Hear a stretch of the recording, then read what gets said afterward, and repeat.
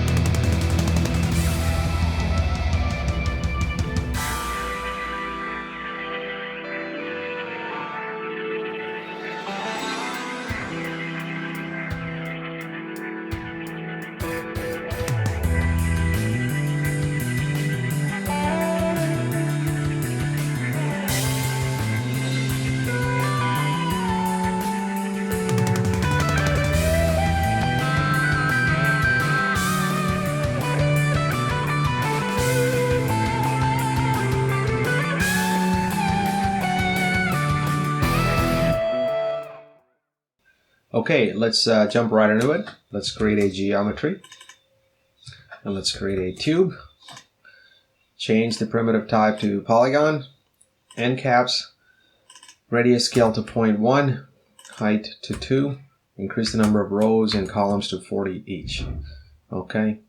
And then let's create a UV unwrap. Make sure it's there. Spacebar 5 and spacebar 1 back to the overview screen and back to the scene view, and then transform again, and let's move the tube by 1 up so that it sits on the ground plane. Let's create an ISO offset, give it 48 uniform sampling divisions, and create scatter. We just need 100 points, we don't need more than that. Let's create a Voronoi fracture.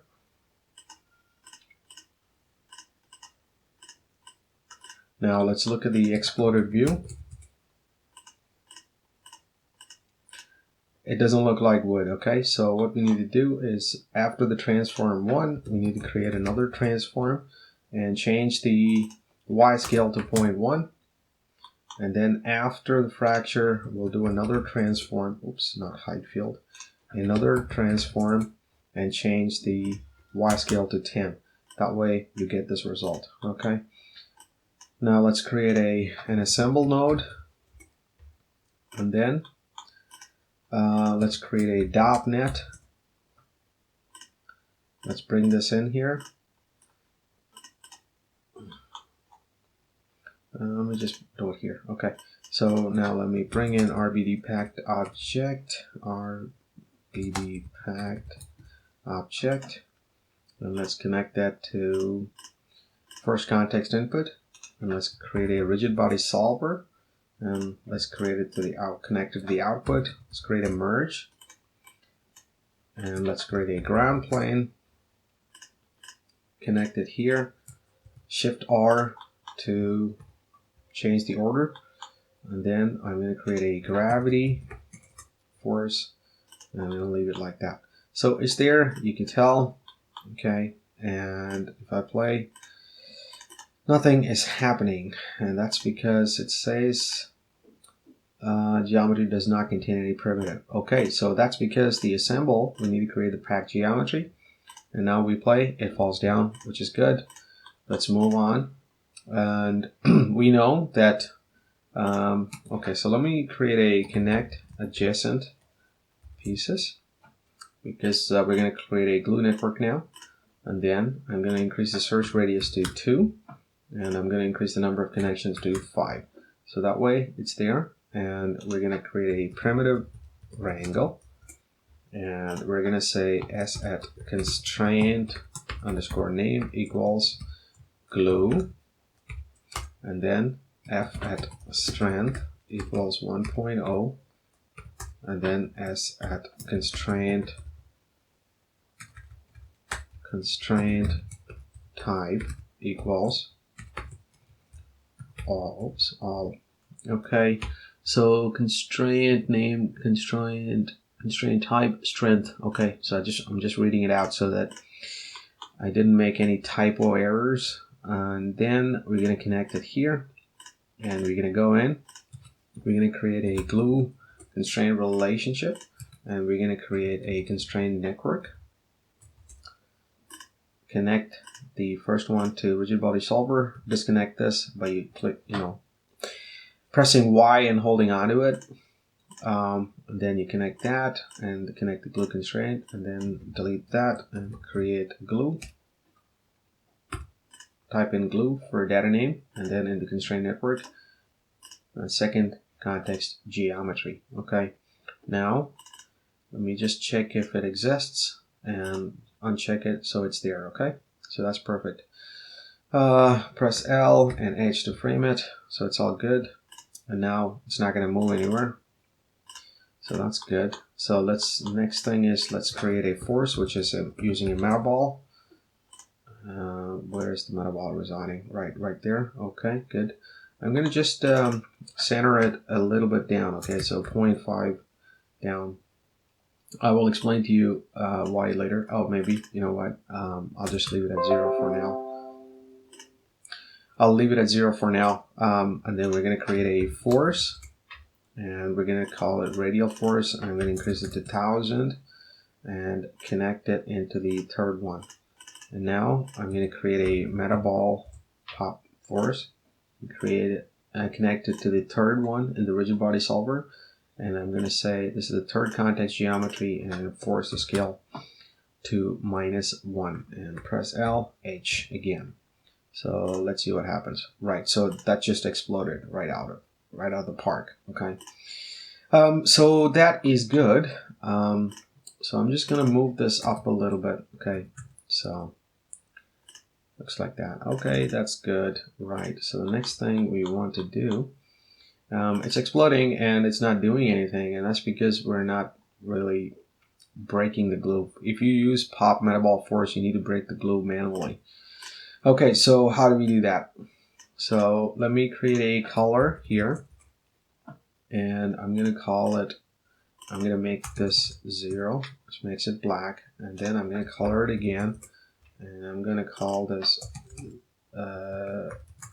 green. I'm going to color this green, and now what we're going to do is we're going to attribute transfer, and I'm going to transfer the color attribute from the meta ball to our constraint network.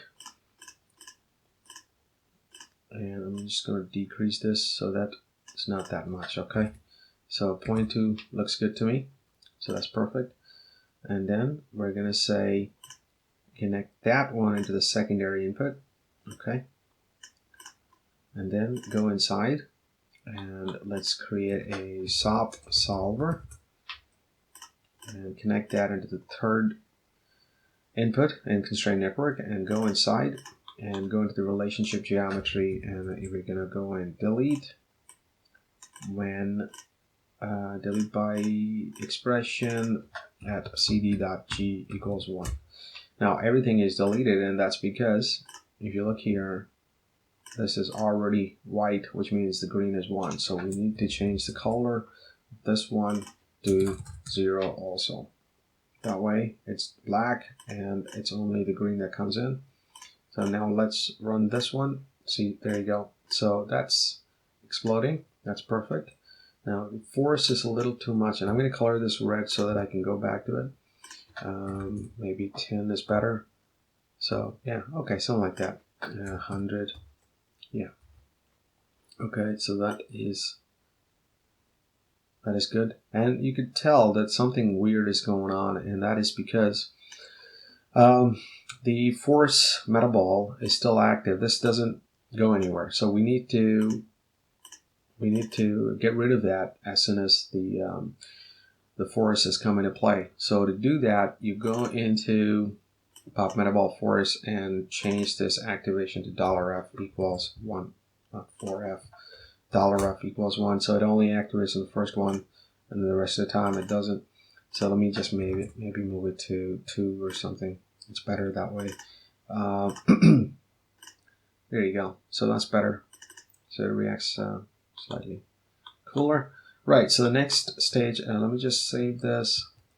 Okay, and the next stage is to create a whole bunch of these wooden logs. And to do that, I'm going to create a grid. And I'm just going to have 4 rows and 4 columns. And then I'm going to create an add node. And I'm going to delete all the geometry, but keep the points. Why is it doing that? Wait. Sometimes this happens. Yeah, there you go. Okay, so that's better. And then I'm going to create a sort node, and I'll explain why later on. And then I'm also going to create a point wrangle, and I'm going to say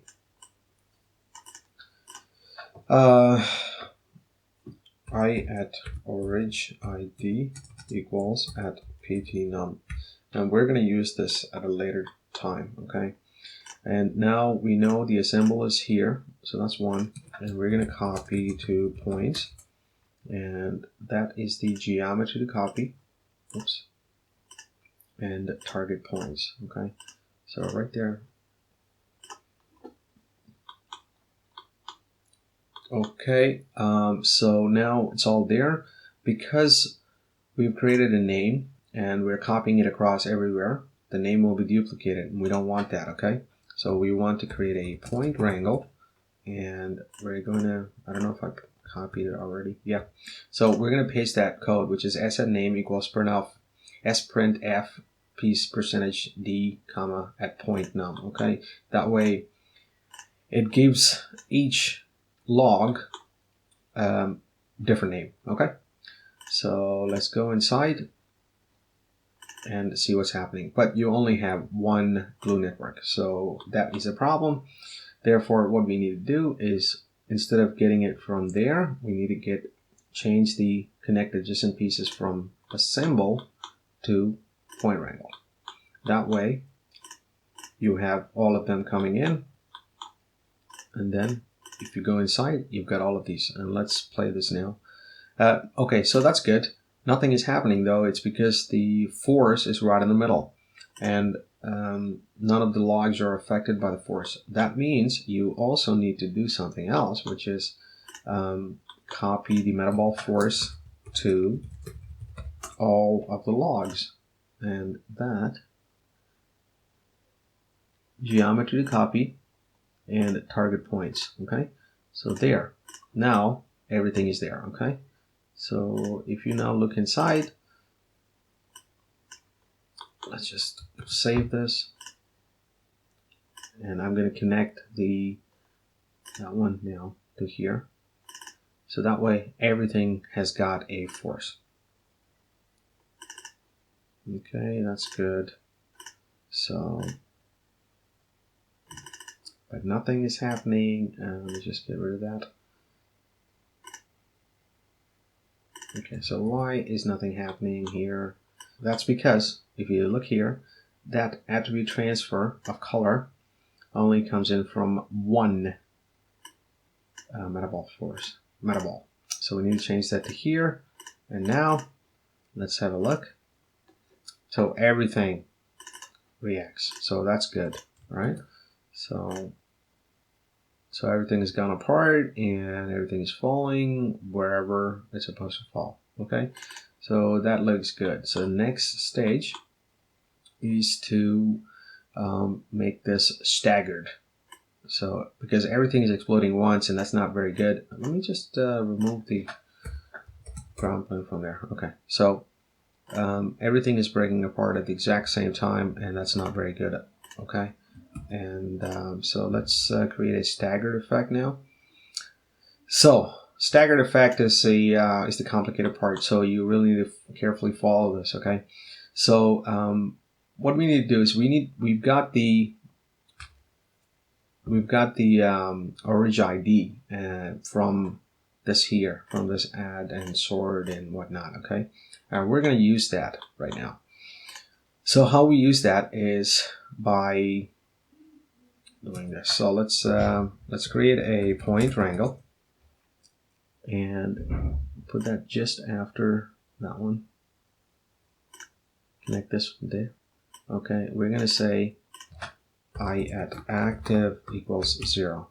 Okay, that way nothing is going to happen anymore because none of them are active. And then what we're gonna do is we're gonna create another point wrangle, and we're gonna say if at frame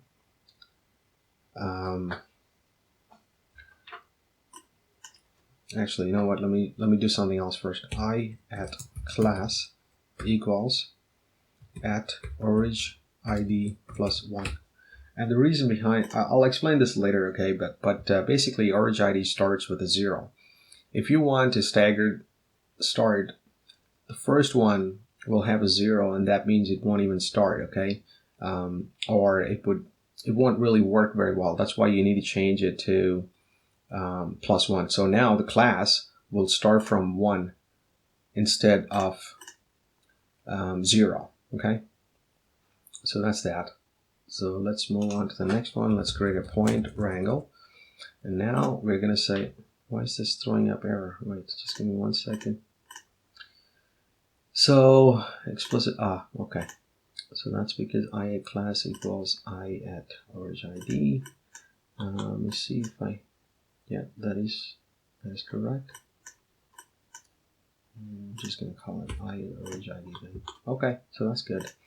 Now we're going to say if at frame is greater than at class multiplied by 10, then I at active equals 1.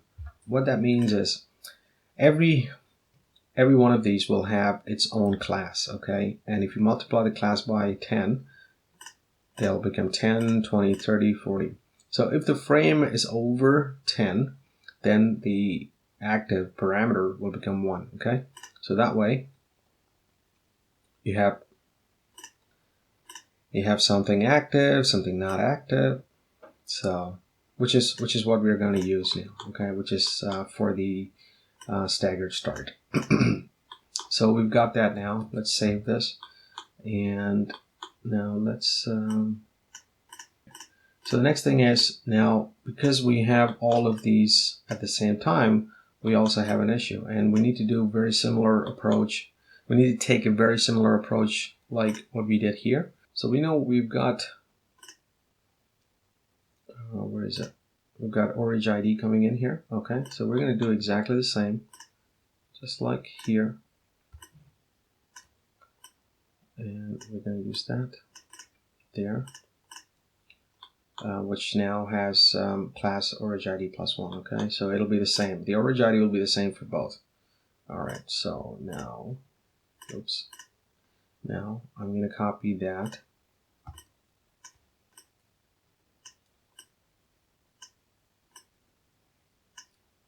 And bring it over here. Again, the same.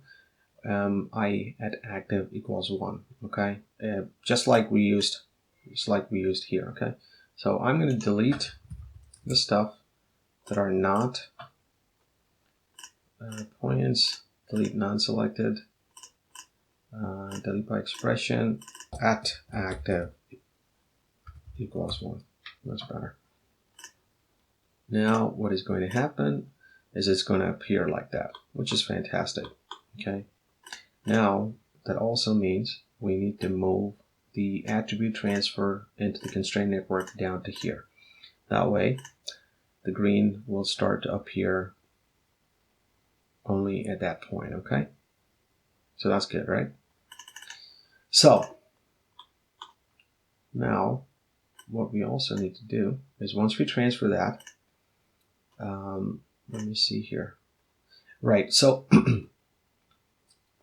so if it's greater than, well, what I've done is here I've copied this across, right? Okay, but what we don't want is for these things to stay when they come in. We want them to disappear, because if not, you're gonna see unexpected results if the force stays in place. Okay, so what we need to do is we're gonna use that over on this side just to transfer color, and we're gonna create a similar one right here, and this one we're gonna call equals. And that way, when it is equal, so it just comes up and disappears. Okay, and that's what we're going to use in here. Now I'm going to save this.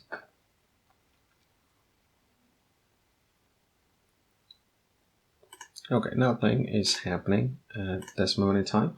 I just wonder why, and let me go in and check. Bam, bam, bam, it's coming in. I can see it's coming in, and it is trying to delete it, but it's not deleting very well. So I'm going to go in there and I'm going to increase this to 1. Let's say, I don't know. Okay, so let's just check that out. Okay, that looks like it should work.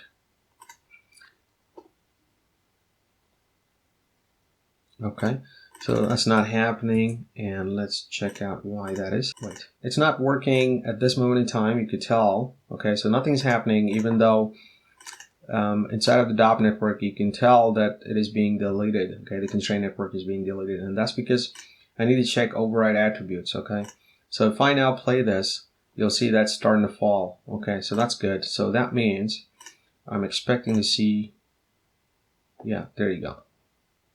So that is just falling down. Okay, let me just change the background to dark so you can see.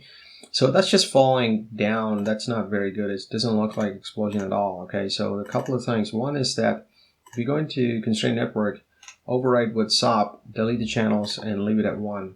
And the second thing is, I don't know if you remember, we actually set the activation of the pop metaball force to be only on frame 2. You're gonna have to delete that and change that to 1, so that it's always active. And now, boom. That's crazy amount of force. We don't want that. Just change that to 100, and now, yeah, that's far better. That looking good right there. Okay, so now it's happening every 10 frames. Okay, but you can change that. You can, but you got to remember to change it not only here. Let me just make this, I don't know, green or something. And then you also need to change it here and here. Okay, so these 3 places you need to change. If not, it won't work. Okay, so be careful with that. So you can maybe create a null here as controls, and you can put that particular number in here and copy paste it, but I'm not going to do that right now. So that actually works. That's the staggering. Now, do you remember I was mentioning about the sort here? So if you now point sort random, guess what will happen? This will explode randomly because I've changed the point sort to random. Okay, and the orig ID was based on the point number, and that's why I put the sort in there. Okay, if you don't want it, if you want the you know, orderly explosion, then you just put it back to no change. Okay, so that's that. All right, so I think that is pretty good so far. Let me just create a camera here. Create a camera, that's good. And I'm just going to create a light, RS light, and go back into camera, and I'm going to turn it around this way and create another RS light, and go back to camera and turn all the way to the back, like somewhere there, and create another RS light. So you got 3-point lighting, however you want to call it. And I'm just going to go into camera, go into 1080p, redshift camera, photographic exposure, check that. That's all good. And I'm going to create a redshift node. go to object, oops, out, and I'm just going to copy and paste that, and I'm just going to change it to default.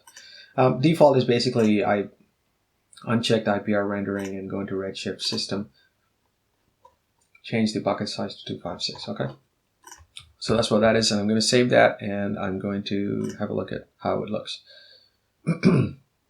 Just want to get the feeling for what it is. Okay, so yeah, it just looks like a bunch of stuff. You know, it's not very good. So the reason why we had UV originally unwrapped here, all the way up here, is to put textures in it if needed, on it if needed. Okay, so in assemble, you want to transfer the UV. Okay, that's for sure. And I don't know where else you got to do it. I totally forgot now. But anyway, so that's that. So let's see. Okay, that's good. What I'm going to also do is I'm going to create a DOP import there. And I'm going to say that's your DOP network. Object mask. Oops.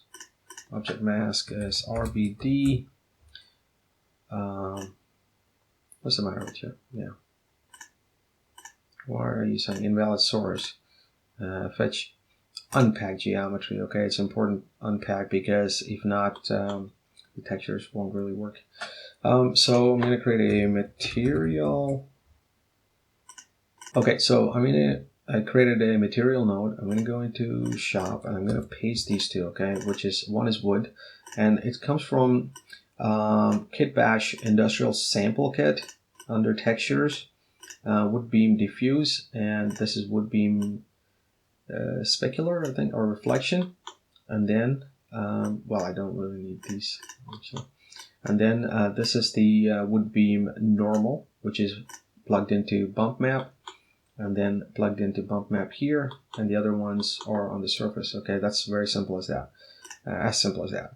So I'm going to choose back in the geo, in the material, I'm going to choose the outside. I'm going to say I would like wood in there.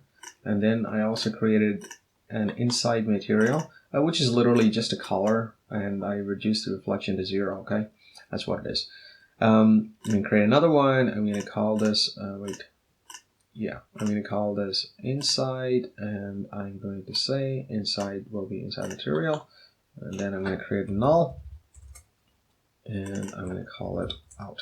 Okay, so that's that. And when it comes to the texture samples, I remapped it a little bit and rotated it a little bit so that it looks like wood. Okay, and you can do that. I mean, if you can play around with that because you've already unwrapped the UV, so you can play around with that.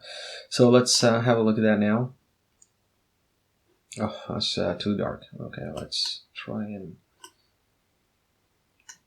make some adjustments onto. Let me click on that one. Let me make some adjustments to the lights. So all 3 lights, I'm going to go into light. I'm going to change the area size to 4.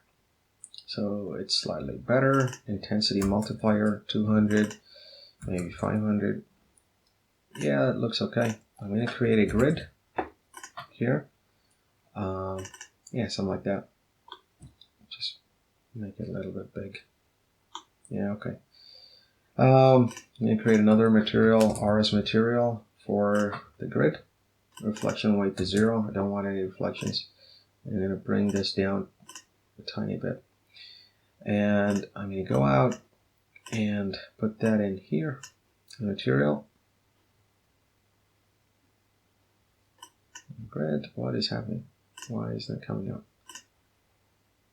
Yeah, it's better. Okay. I'm just going to darken it down a lot because it's much better for the eye, or on the eye. Okay, so that looks good. Right now, I'm just going to save this again. So it isn't very viewable. Let's just make it 4K. And so that looks good, I think. Okay, so but the thing is now, if you notice, I'm just gonna run a a flipbook simulation. I'll be right back with you.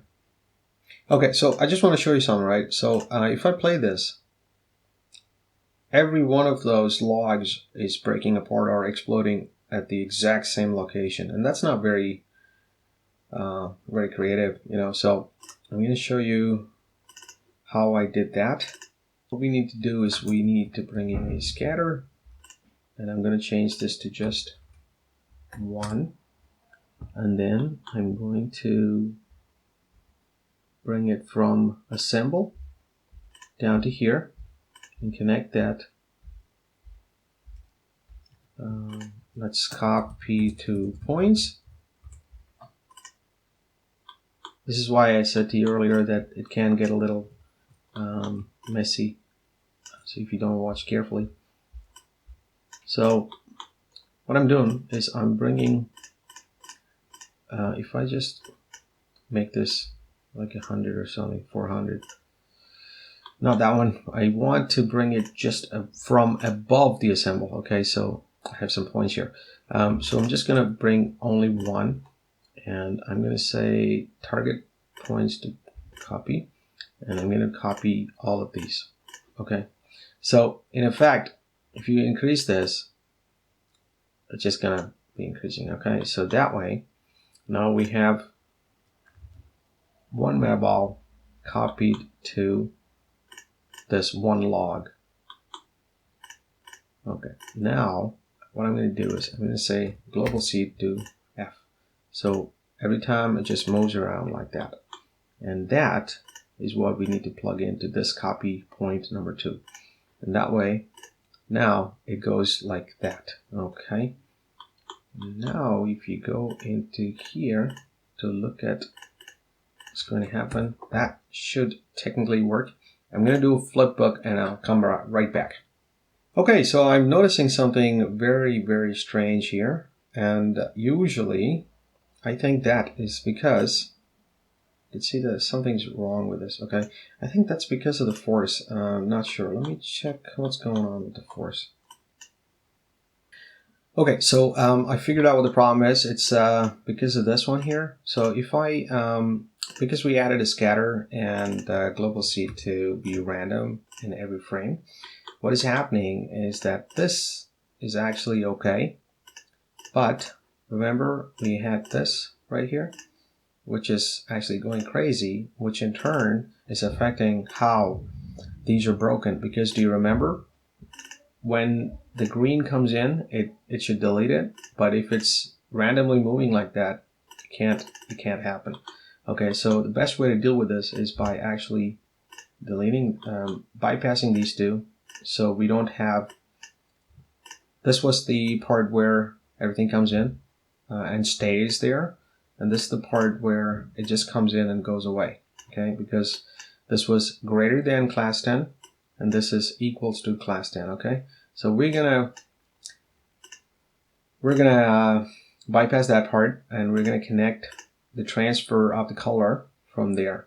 But then we have another issue whereby the green does not stay anymore. Okay, because if you look at this, so it doesn't stay anymore. So all we need to do is make sure it stays where it is. Okay. So let's create how do we do that? Let's create a solver, and go inside, and we're gonna say group by expression. Oh, come on, it's not that. Group expression, and then we're gonna say explode, and we're gonna say at cd.g equals 1. Okay, that way we know it's going to come in. All right, perfect. Now what we're going to do is group copy, and copy that across over to the previous frame, and we're going to say explode. Okay, and it'll still be there. Okay, so next one, yeah, I know it doesn't appear there, but it should be okay, I think. Group create. I'm going to create a group, and we're going to call this points also, and we're going to call this exploded, and then union with existing. And that's very important. Initial merge is union with existing, and base group is explode. And when you do the group copy, make sure the group name conflict is override. That way, it is going to work. If not, it's very unlikely that it's going to work. So something's happening. So that's good. And let's just create a color for this one now. And we're just going to check point, make it blue and explode it. Okay. So now it stays. Okay, which is very important. That's what we want. Okay, perfect. I'm gonna make this. Yeah, blue is fine. Okay, good. But we need to promote this. Let me think about this. Yeah, you know what? I'm just going to keep it as it is. And I'm going to change this color to 1. Okay, so green, sorry. Change this to green. So this green, this is green. And inside of here, we're looking for green. Okay, so that should now make sense. Yeah, that's good. That looks good so far. Let's have a look. Yes, that works better. I'm just going to do a final render, and I will come right back to you. Okay, there it is. So it works fine. If you want slow motion, the best way to do it is the first thing is go in and change this to 240 FPS, and that's what I did. And let's just close that and go inside here and increase the sub steps for the solver and your sim to 10. And now if you open up Flipbook, new settings, where is it? Not that one. You go in here and integer frame values, no. Step to 0.1 and close. And now if you open up Flipbook settings, that should give you the slow motion. Okay, so let's see if it works. Okay, so the flipbook is done now. Well, partially, it's still doing it, but here it is. So if you want slow motion, as I said, just increase the frame rate and sub steps, and that should work at the cost of time. Okay. All right, good. So let's move on. So there's one last trick. So basically, we just used this Fahrenheit fracture. Okay. But if you were to use a material RBD material fracture, that'll also work. So you can actually get things like chips and whatnot. It's actually much cooler. By the way, I'm going to revert this back to just the regular 24 frames per second model. Okay, because if not, it's gonna take forever. Okay. So this is the last thing. So material fracture. If you go in here, it already does some stuff. And then if you go into shipping, enable shipping. I just enabled for 100%. And then I'm going to put that in here. That way, it's right here. And I need to connect the Bornite points. And I'm going to say primary fracture is scatter points 0. And just one fracture, really, not 2. Change that to 1. And input points. Oh, it's gone crazy. Okay, it's got some errors here. But that's how you can do it. Okay, so let's see if I don't want to do the input points. I'm going to change the scatter points to 100. Oops, 100 here.